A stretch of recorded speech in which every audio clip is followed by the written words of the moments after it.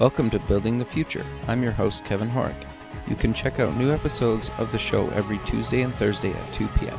If you missed an episode or want to get more information about the show, please visit buildingthefutureshow.com.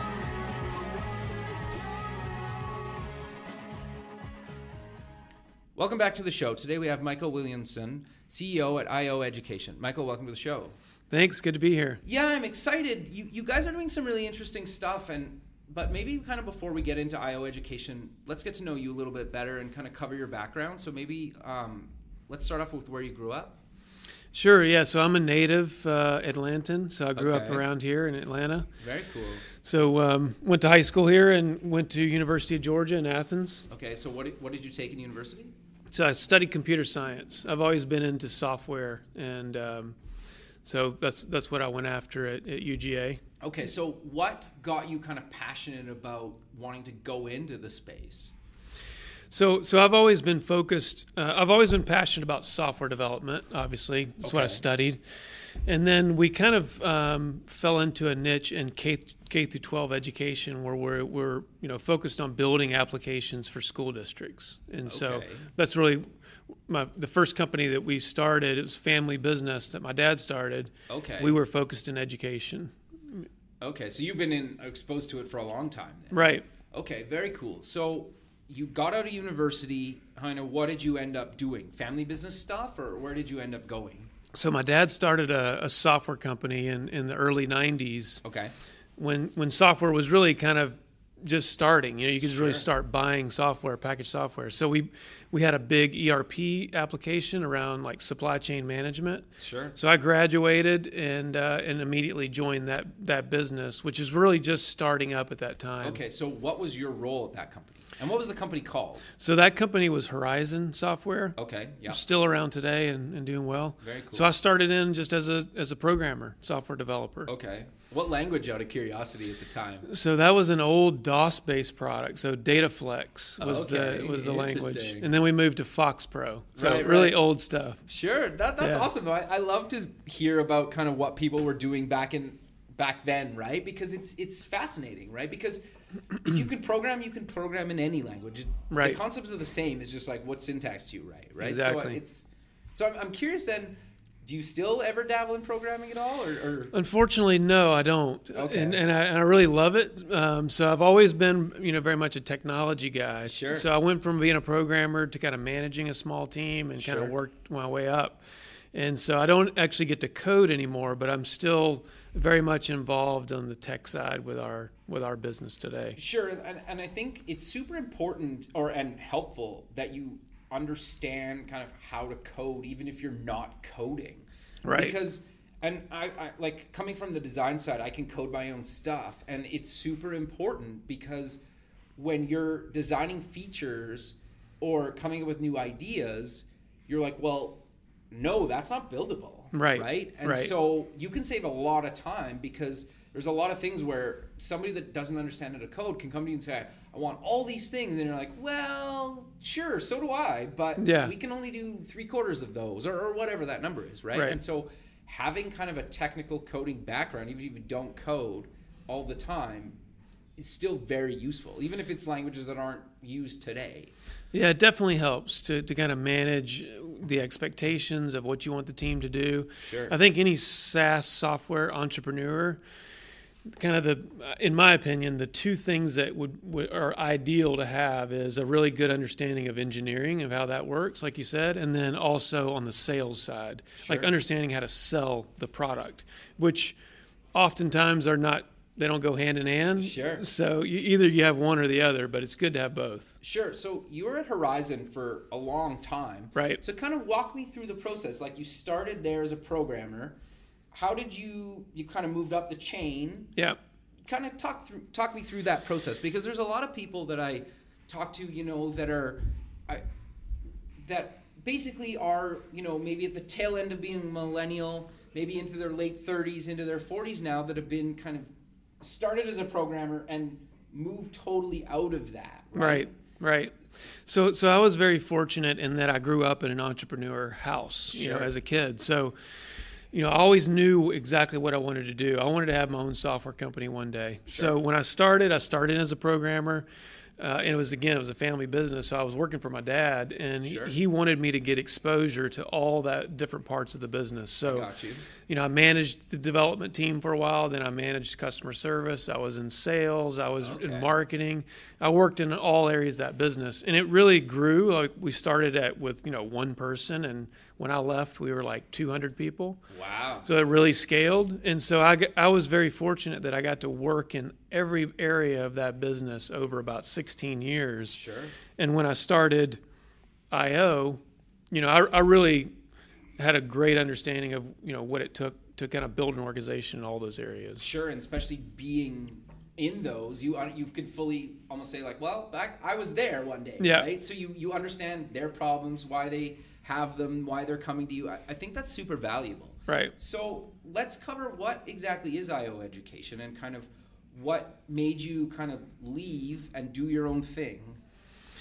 Yeah, so I was running Horizon as CEO. Again, it was a bigger software company, and we were acquired in 2008 by a big public company. So I was really running a division of a public company, which was a whole different environment from a startup, entrepreneur. Sure. So I got a great experience there, but I really wanted to go back to building a company really from scratch. And really the fun part of a business is that 0 to 50 employees. Sure. That you come up with an idea, you get a couple people building it, and then you kind of try to scale it from there. So about 5 years ago, I started that, and we were really focused in education around analytics. So how can we provide a way for educators that are teaching students to better use all of this data that they have access to? So that was the original premise of what we started. Okay, so walk me through kind of exactly what you're doing by collecting this data, and what are you using the data for?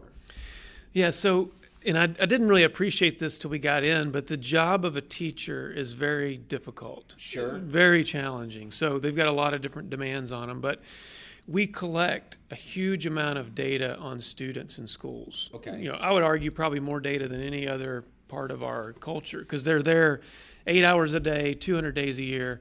So we're collecting attendance data and discipline data and grades and assignments and all kinds of test quiz scores. Sure. And the challenge is that bits of that data is tracked across a bunch of different products. So a teacher may use At the school, you mean? at the school level. Okay. So they may use 10 or 15 different apps to collect all this data. So they don't have a really good way to go to one place to visualize all of this data to kind of get a holistic view of that student or their group of students. Okay. So we really try to solve that problem. How can we bring all the data together and then visualize it in a way where they'll actually, be able to use it? Okay, so when you say use it, what does that really mean to the actual user? Yeah, so that's a good question. So the goal is you really want to personalize the instruction for each individual student. So Sure. so every kid is different. They have individual strengths and weaknesses.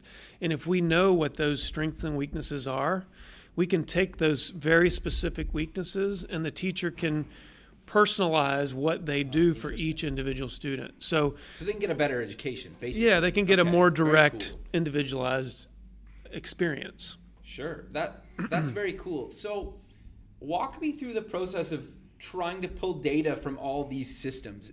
That sounds like it could be quite challenging, because there's probably different APIs. Maybe they don't have any APIs, or if they do, maybe they're not documented very well. Yes, at all. it's a huge challenge, and that's really the biggest part of our work is that challenge. So we spent the first year and a half really building out a data platform that could extract data out of these different apps and bring it into this common data warehouse. Sure. And we extract a bunch of different ways, from direct API to, we export out Excel files or CSVs and bring those in. Okay. So a lot of different ways, but that's the real first challenge and step.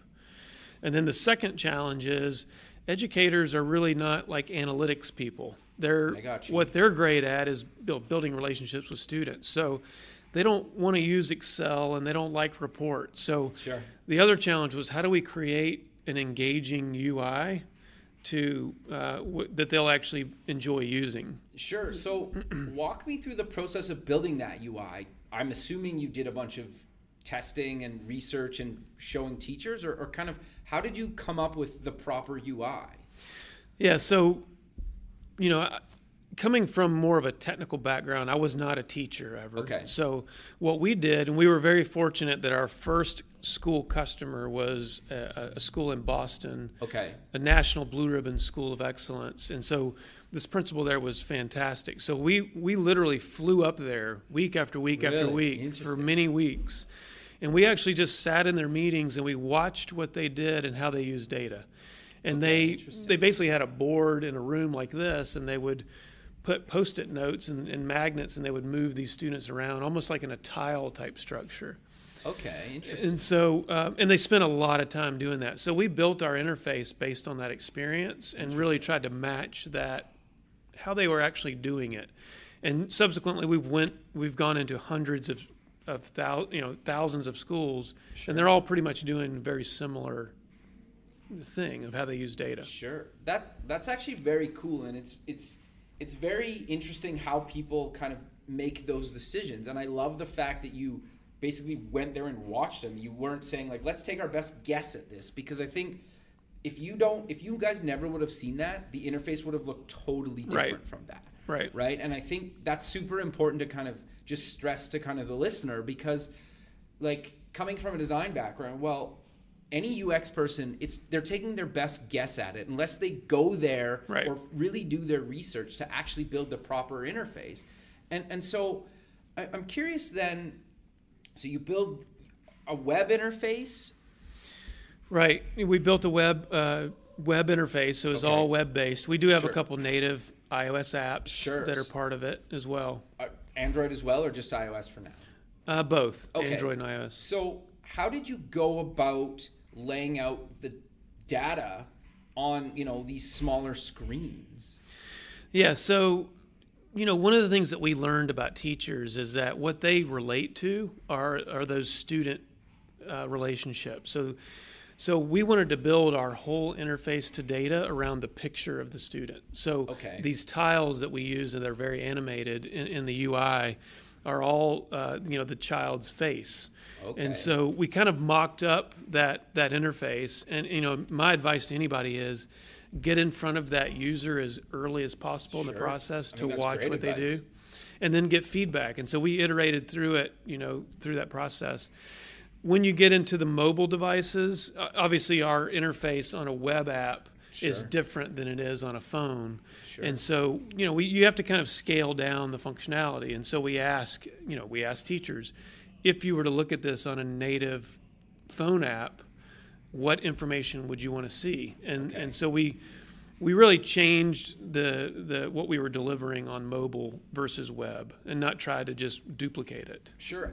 I love that, because traditionally I'm kind of the mindset that you should deliver the same experience on both, but in certain cases you can't, and if you do, you make the experience worse. And I think you guys would fall in that case. And I love the fact that you went to the user and you said, okay, like, what do you need on your phone? What do you need on the desktop? And let's cut features so we can give you a better experience on the actual device that you're using, right? And if you need certain bits of data, you go to your laptop or whatever, So that makes a lot of sense.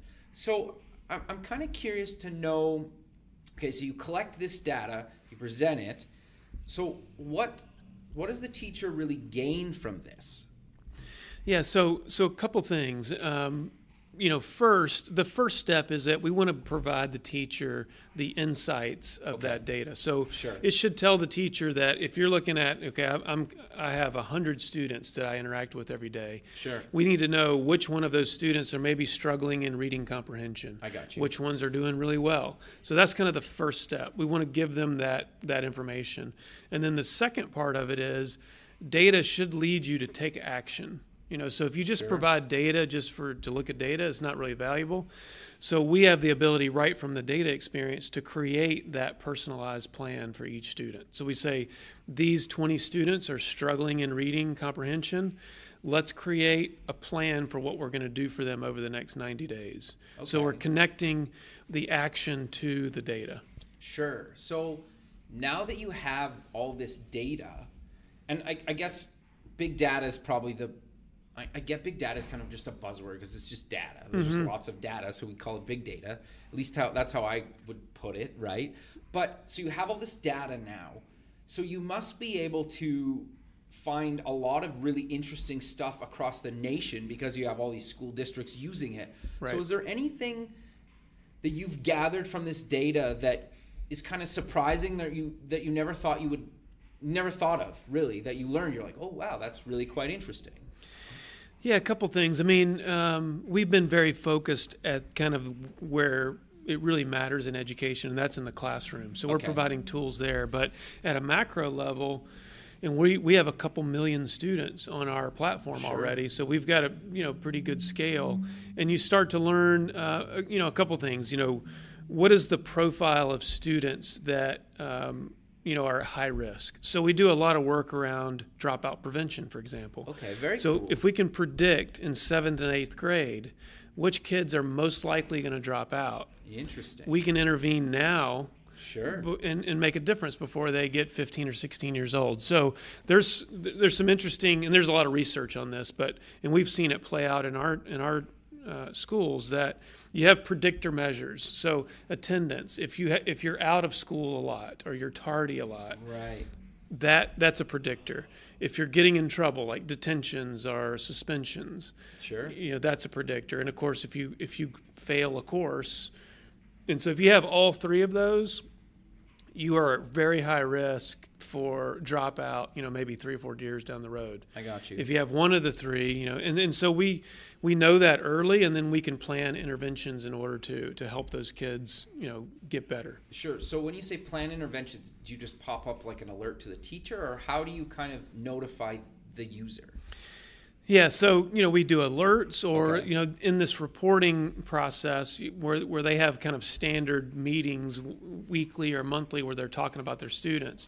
They use our products to look at their students to say they're high risk in these areas or they're low risk, and they go from there. So does like the principal have a different version of like the entire school, or how does that kind of work? Like what are the levels, I guess? Yeah, so we built different views of data based on the different levels. So a principal would see more of an aggregate, maybe high level view, but they could drill in. Okay. A teacher is looking, student by student, very detailed data. So different views. And then is there a level above kind of the principal that, like the district administration team, like superintendents? Yeah.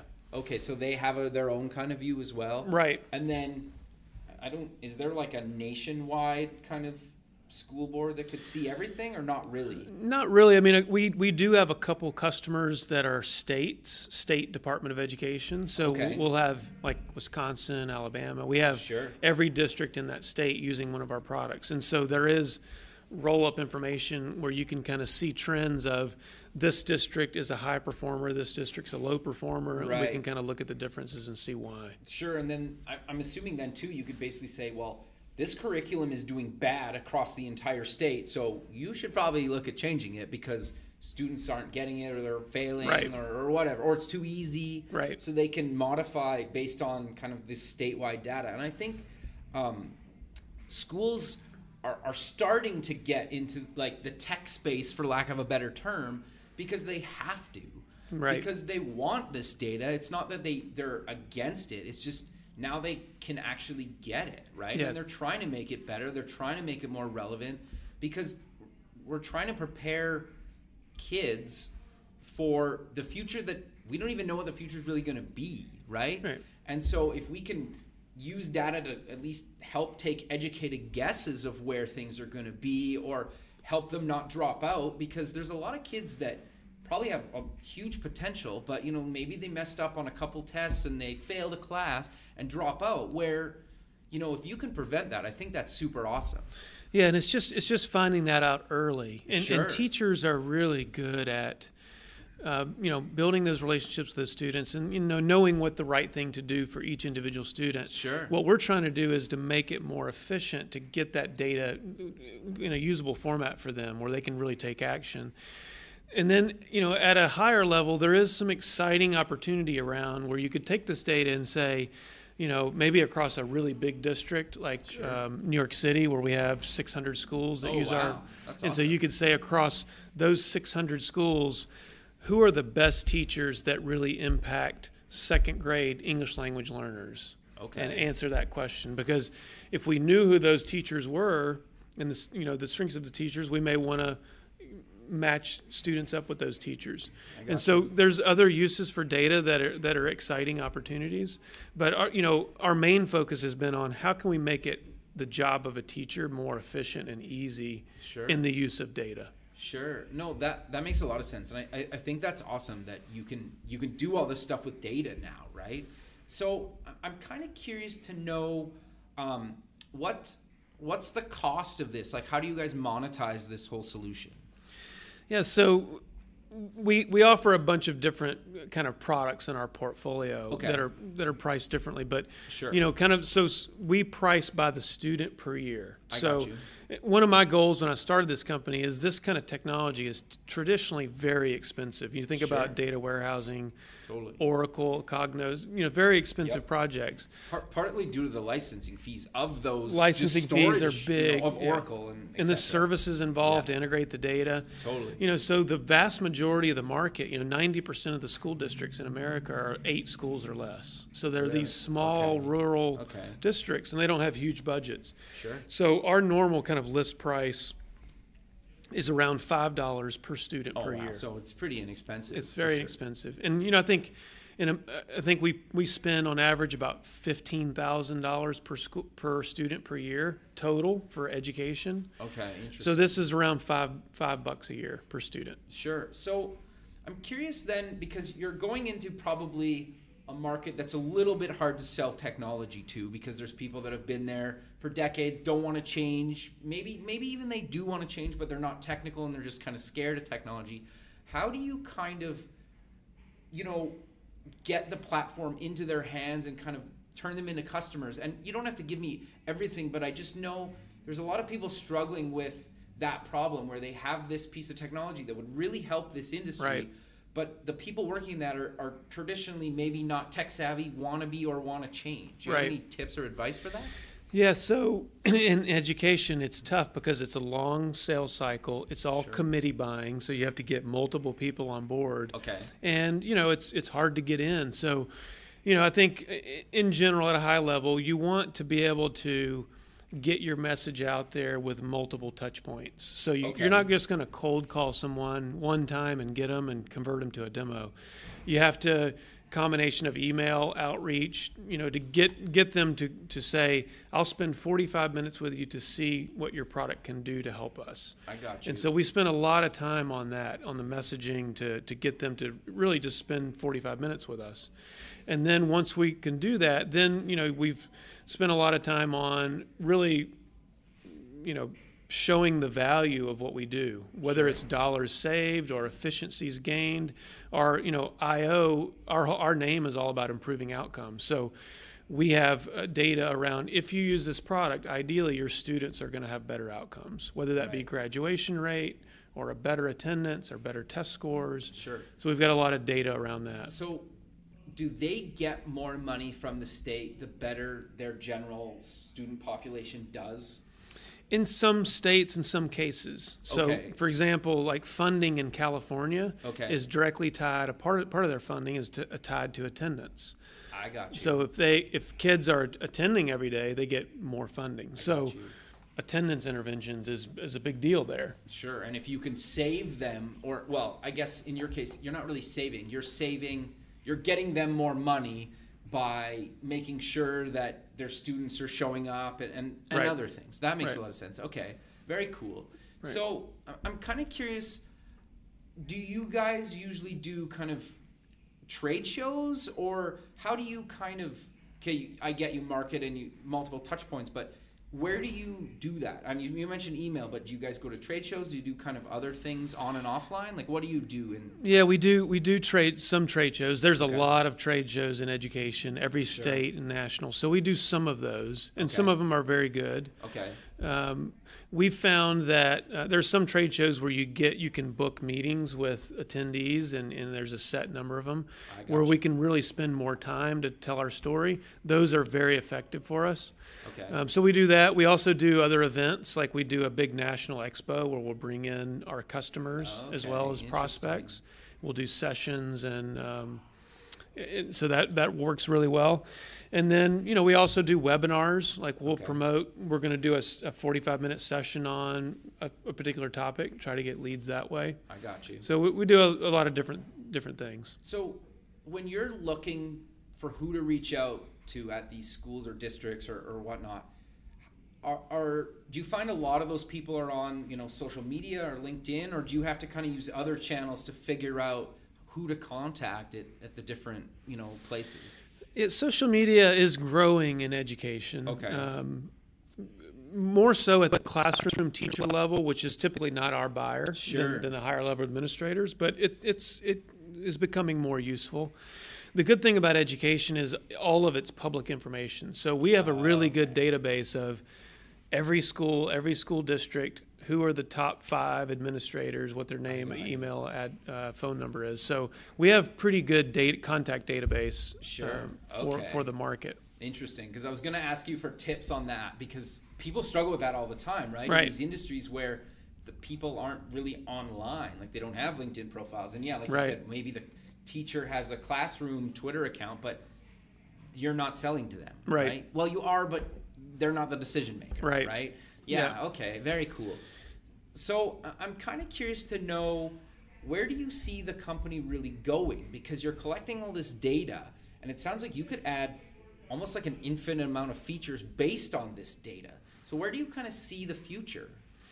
So it's a really exciting time in education where the market and educators are moving to, how can we be more personalized in our approach to educating each individual student? Sure. And so the demand for these data tools and data management platforms is gaining a lot of momentum. School districts today don't have really robust tools that do what we do and to take all this data together. So we think there's a lot of growth in just taking our existing platform and getting it out to as many districts as we can. Sure. And then the other area that we're focused on is, what are some strategic products that we can complement our data platform that collects data. So we're adding an assessment platform where we can provide our own tests. We've got a really nice gradebook application that teachers use. So there's a lot of great, exciting opportunity with just how the market is changing. Sure. Have you thought about doing anything for parents of these students? Yeah, so a big part of our app is parent access. Okay. So not only do we want to give educators access to this data, but ideally the parent and students. Sure. So we have a product that we get heavy usage, like 5 million logins a month. Wow. Where parents and students go online to submit homework or view their grades, view their test scores, and have access to that data. Sure. So what does the parent see compared to the student, I guess? Like they both probably see grades, but there's got to be more for the parent than the student. Well, and that really depends on the school. So the school can kind of configure the application to say, out of these 50 data points, I want to share these 10 with our parents. Okay. So they can kind of pick and choose that. The students have a little more functionality because they're submitting assignments. Sure. They're doing their homework. And so, it's a little bit more. But at the end of the day, the teachers and the school administrators have control of what they want the parent to have access to. No, that's very cool. So I'm curious because, that's something I would love. My daughter's 1.5 years, so she's not going to school for a number of years. But, that part really appeals to me, that I could see, she's struggling in reading or whatever it is, right? And I could deal with it now, or the second I get notified, than waiting a year or 2 years where she falls really far behind, right? That's right. And so I think having that access, because data doesn't lie, right? And so it doesn't really matter my opinion if I think, well, no, she's reading fine. But if clearly she's not, right? I can catch that right away. And I think that's super important. And so just for people out there, I'm curious to know, kind of what other kinds of things can you provide parents that, you know, probably they aren't even thinking about, that, you know, data could really help them? Yeah, so just a personal story. When I first started this company, this was very influential in what we built. My own daughter was in kindergarten, so we were new to schools, and the life of a student from kindergarten to 3rd, 4th grade, when they're learning how to read, is really the most critical part of their life. So, you know, we went to our first parent-teacher conference, or second one, with our and we had a fantastic teacher, and she said, you know, Haley's really struggling in these reading concepts, and here's what we want you to do at home. So she gave me a list. She gave us a list of, you know, go buy these games, go these books, do this at home. So we had a page of those things, and then she said, here's what we're going to do at school. She's going to go to a specialist once a week, and here are the things we're going to do. But basically, we had a plan, a written plan, as an outcome of that conversation. And of course, we went out and did all of that.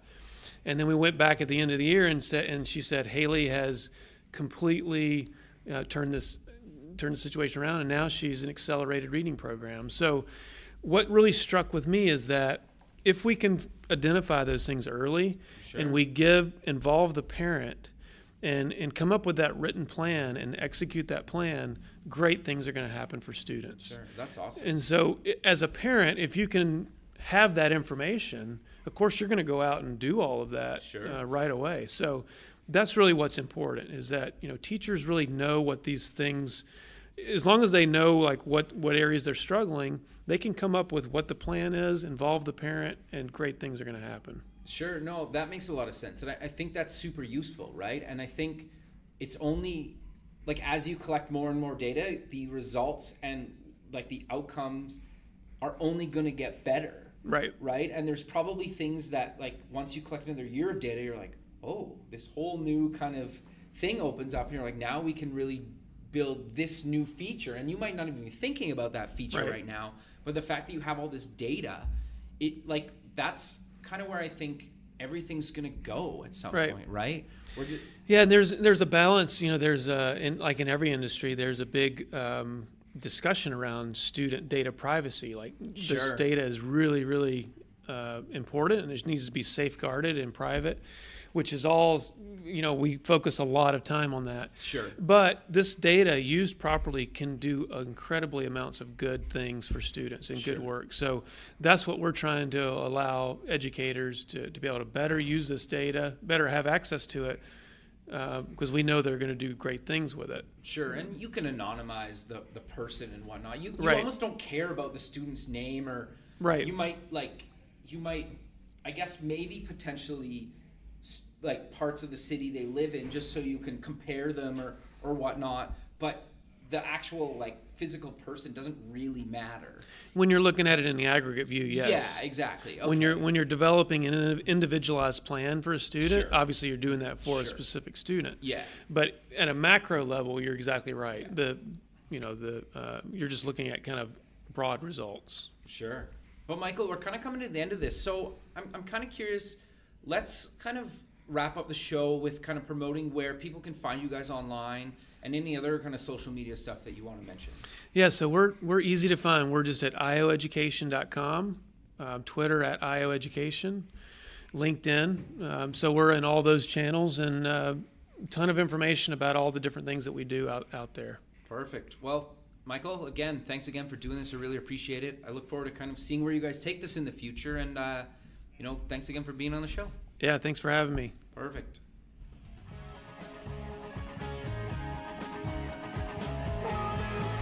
Thanks for listening. The music for the show was done by Electric Mantra. You can check them out at electricmantra.com and keep building the future.